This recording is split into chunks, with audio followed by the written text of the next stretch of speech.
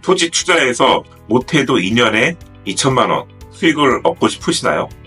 전략적으로 지목별, 용도별로 이렇게 투자를 하셔야 됩니다. 5분 정도 투자를 하시면은 매물을 인터넷에 찾거나 직접 인정을 가거나 이전보다 훨씬 많은 시야를 얻을 수 있기 때문에 꼭 경청해 주시기 바랍니다.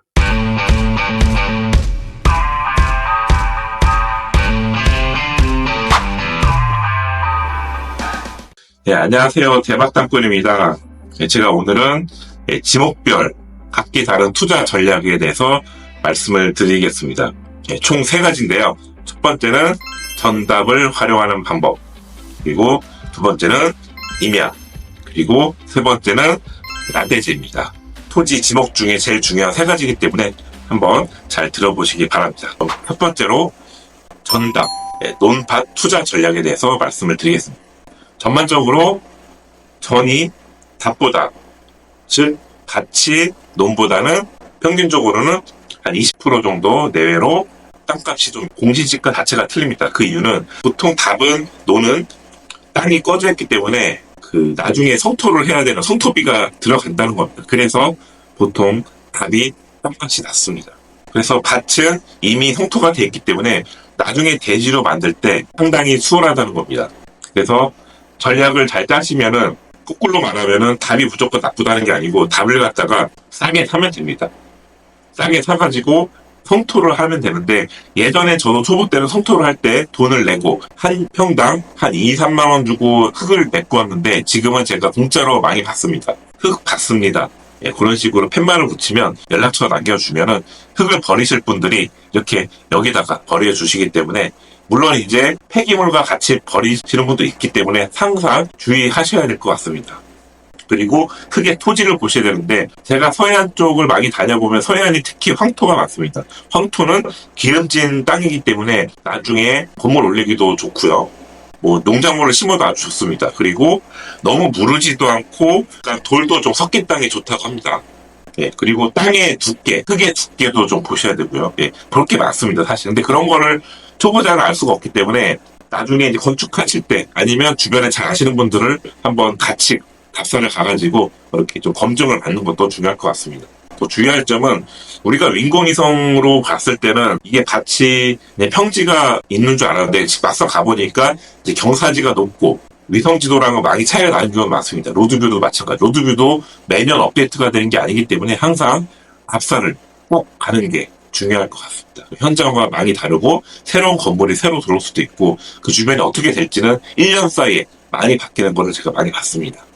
두 번째로 임야입니다. 임야는 우리나라의 전 국토의 70%나 비중을 차지하고 있기 때문에 임야는 사실 우리가 항상 가면은 주변에 산이 보입니다. 근데 사실 임야를 투자하는 건 상당히 조심해야 됩니다. 왜냐하면 땅의 가치가 견답보다는 싸고 평수를 크게 가지고 올 수 있다는 장점이 있습니다. 하지만 이미 경사도가 기본적으로 있기 때문에 공법상 25도가 넘어가면은 건축 허가가 안 납니다. 물론 지자체마다 조금씩 차이는 있습니다. 이 조례라는 걸 잘 보셔야 되는데요. 조례가, 강원도 조례는 워낙 다 산이기 때문에 25도가 넘어가도 이게 건축이 되는 경우가 많습니다. 평창 같은 경우도 25도에 30도까지 봐주는 경우도 있고요. 근데 서해 쪽은 또 산이 없기 때문에 김포나 김제 이런 데 가보시면은 다 평야잖아요. 오히려 25도가 아닌 더 경사가 조금만 있더라도 이제 안 해주는 경우도 있다는 겁니다. 지자체마다 좀 틀립니다. 그거 잘 확인하시고요. 그리고 제가 이제 추천드릴 임야는 토임입니다. 토임. 토지 임야라고 해서 실제로 가봤는데 지목은 임야인데 가보니까 그냥 평지, 나무만 몇 그루 심어져 있고 평지인 경우 땅이 의외로 많습니다.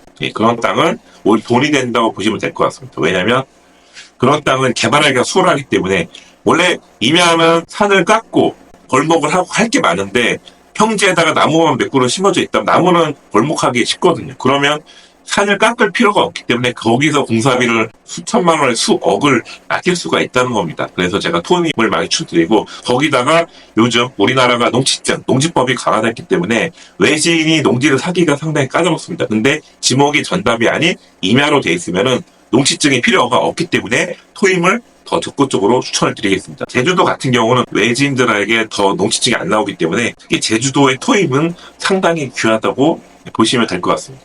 마지막으로 이제 나대지에 대해서 말씀드리겠는데요. 그 나대지에 대한 정리는 보통 대지는 집이 있죠. 근데 나대지는 집이 없는 땅을 말하는 겁니다.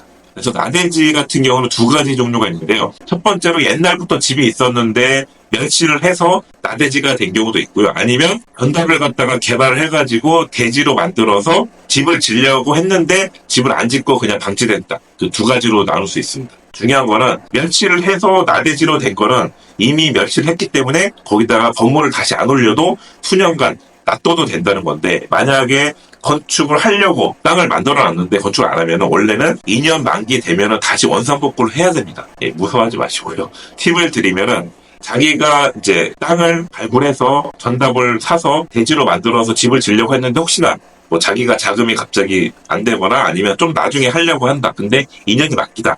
여기서 이제 하나 팁을 알려드리면 착공계를 내면 된다는 겁니다. 착공계를 낸다 그러면은 시간을 무기한 끌 수 있기 때문에 착공계는 건축 사무실에서 다 해주기 때문에 그런 건 거기다 의뢰하시면 됩니다. 근데 요거를 잘 모르시는 분은 땅만 이렇게 대지로 만들었다가 건축을 안 해서 2년 뒤에 원상복구 하시는 분들도 꽤 많습니다. 그래서 그런 거 조심하셔서 제가 지금 세 가지, 첫 번째 전답, 그리고 임야 중에서 토지 임야, 토임, 그리고 나대지, 이렇게 세 가지에 대해서 말씀드렸습니다. 이 세 가지만 좀 골라서 투자하신다고 하면은 성공적인 투자가 될 것 같습니다. 사실 이런 내용들이 제가 간략하게 얘기했기 때문에 잘 이제 빨리 짧은 시간 안에 취득하기 어렵기 때문에 제 영상을 300개 넘게 영상을 찍고, 그리고 제 책 13권 중에 가장 최신 책인 토지 투자 무작정 따라하기, 그런 책들을 보신다고 하면은 많이 도움이 될 것 같습니다. 그리고 주말에 제가 하는 교육 답사 원데이 클래스 한 달 과정을 하루 만에 끝내는 과정, 그리고 일요일날 답사까지 오신다고 하면은 초보 투자자들한테는 많이 큰 힘이 될 것 같습니다. 네, 지금까지 대박 땅꾼이었고요. 이 영상이 도움 되셨으면은 구독, 좋아요 눌러주시면 감사드리겠습니다.